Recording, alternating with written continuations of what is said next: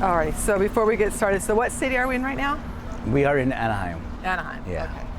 All right. In between, we're on Beach Boulevard, in between Orange and Ball. Okay.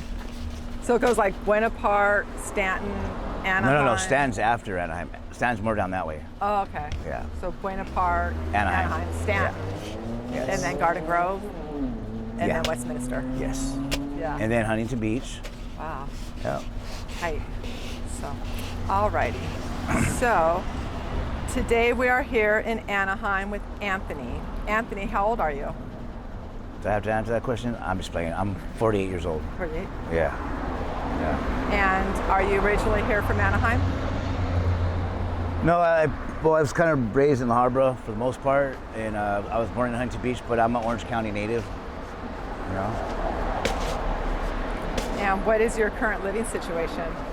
I guess you'd consider me homeless. I'm in between, you know, I don't have a permanent place to stay. I stay in motels and, you know, wherever I can crash that's not outside, literally on the streets. You know what I mean? I try to do as best as I can.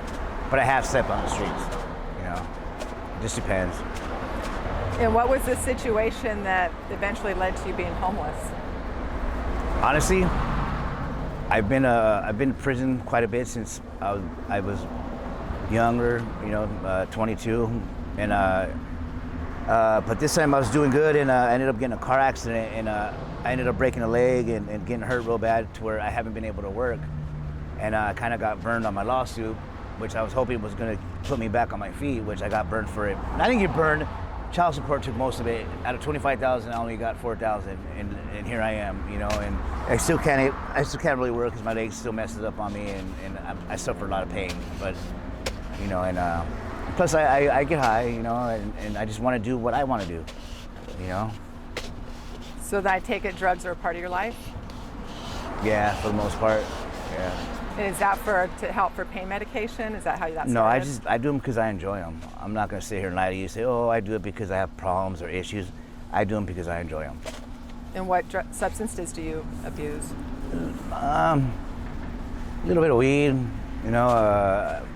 I've dabbled. I used to be a garbage disposal for drugs, so I mean, growing up. But I dabble with. It just depends. A little bit of crystal or whatever, you know. At what age did you start doing drugs? 13. Smoking weed. Yeah. And who introduced you to that? Just friends that used to live in the apartments we used to live in. You know. I used to like hang around with the older kids, you know, growing up, because they taught you more. You know. So when you would get out of jail or prison, how long would you stay clean before you would start abusing again? Honestly, the day I'd get out, I'd actually run from the gate. I wouldn't even go check in. I would go, get me a sack in a motel room, and I wouldn't even, I lasted like, it took me 22 years to get off parole, because I just wanted to do it my way, you know? And, but I kind of grew up a little bit, and I don't see things like that no more, and I actually really would love to get back on my feet and start working again, really. It's tiring out here, and I'm getting old, you know? I'm getting old. I'm getting too old for this crap. I see, and then people are so ridiculously scandalous out here on these streets. Like, you know, we're all supposed to be like a family or whatever. Not even a family, but just we're supposed to respect each other's space out here because we're all in the same struggle. But everybody wants to steal your shit when you're either asleep or your back's turned, you know. And it's hard to accumulate stuff that you like or that you want. But it doesn't matter to people out here. They'll take your shit whether it matters or not. And that's one thing I can't stand. That's one thing I'm tired of is fighting and just I'm pretty much done. I want to get off these streets ASAP, you know. That's what I want to do. So how do you earn money to get by day? Do you panhandle? Honestly, I have a lot of friends and I help them with things. I don't panhandle. I'm an able-bodied man, so I won't ask for money. That's one thing I will not do. I have to do something for the money. Either to help somebody out, or honestly, I'll go and steal something if I have to. But I'm not going to rely on other people and ask them for money. I'm not going to do that. I have a sense of pride. A lot of these cats around here are able-bodied, but they want to sit in the corner and ask for money. They don't got no pride for themselves. You know, but I do. Have you ever worked a 9 to 5? Yes, I have. I've had a lot of jobs.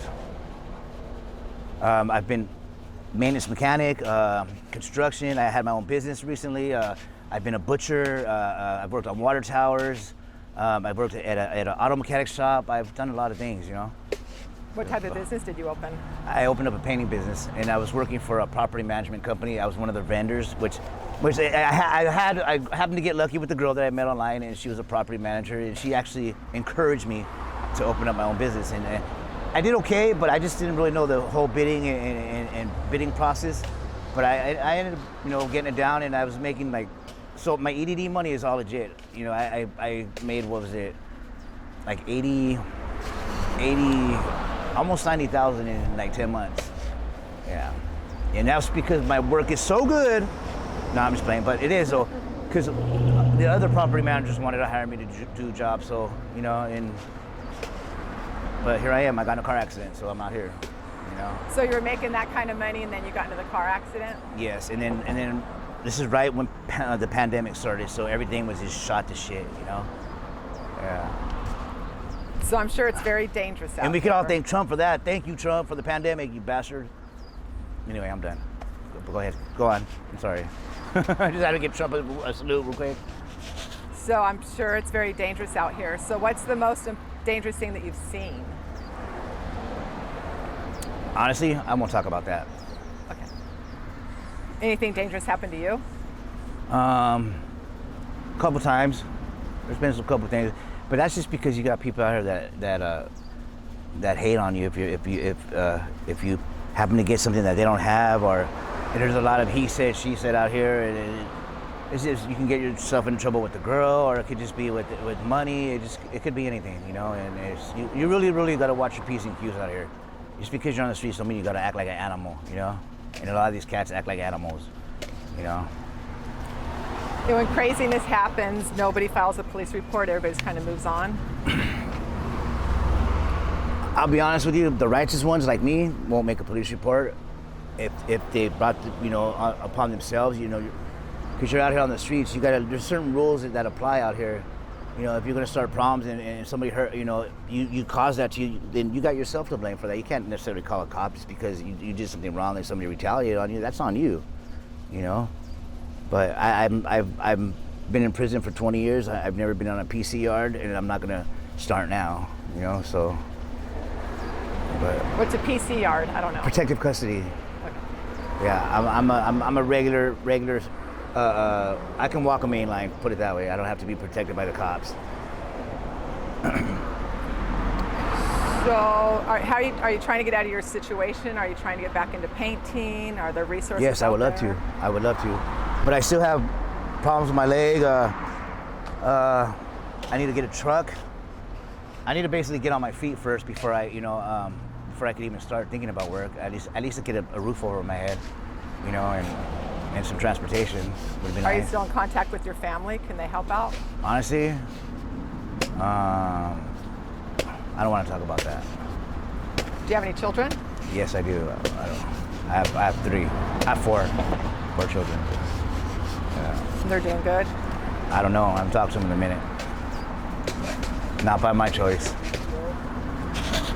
So, after being homeless for the past however many years, what's the most important lesson that you've learned out here? Don't be too trusting and too nice. So I learned that. Because in the long run, it doesn't win you no brownie points, and then people are not going to give a fuck about you. Excuse my language. Whether you do something nice for them or not. They don't care. And so when are you okay with us using this video on our YouTube channel? I'm fine with it. And then do you have any social media, or do you want to do a shout out? Do you have like a company or painting or anything that? I just want to say this. If my kids ever see this, I love you guys, and you know what I'm about. Lexi, you know I would never do that, baby girl, and I love you. That's it. All right, thank you, Anthony. Yeah. All right.